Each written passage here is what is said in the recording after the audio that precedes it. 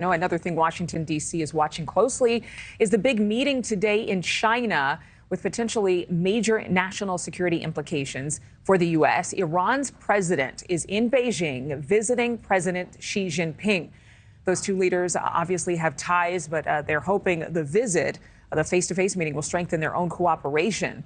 Both countries, of course, facing growing tensions, making more bold moves to show some sort of compromise or compatibility here. Tom Dempsey is joining us live from Washington, D.C. with more on what's expected from that meeting and what it could mean for us here. Tom.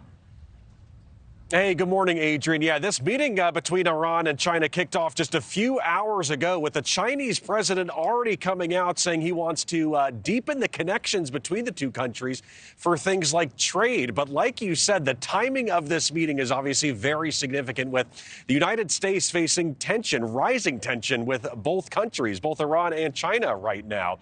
New pictures are in showing this meeting taking place earlier this morning. The Iranian President Ebrahim Raisi will be there for 3 days, and this all came as a result of an invite from Chinese President Xi Jinping. The two will be speaking face-to-face, all with the intention of deepening those ties to one another. China continues to be a big buyer of Iranian oil. The two countries share a 25-year strategic cooperation agreement for economic matters.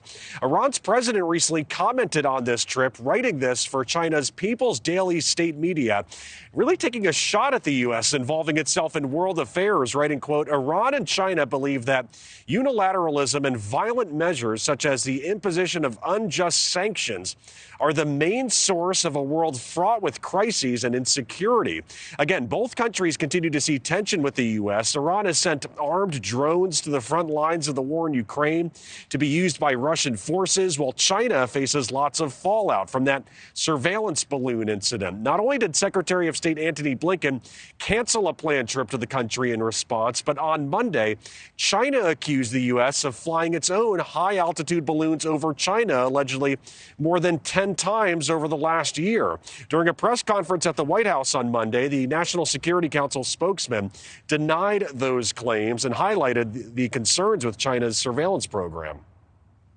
We know that these PRC surveillance balloons have crossed over dozens of countries on multiple continents around the world, including some of our closest allies and partners. But in the future, if the PRC continues to advance this technology, it certainly could become more valuable to them.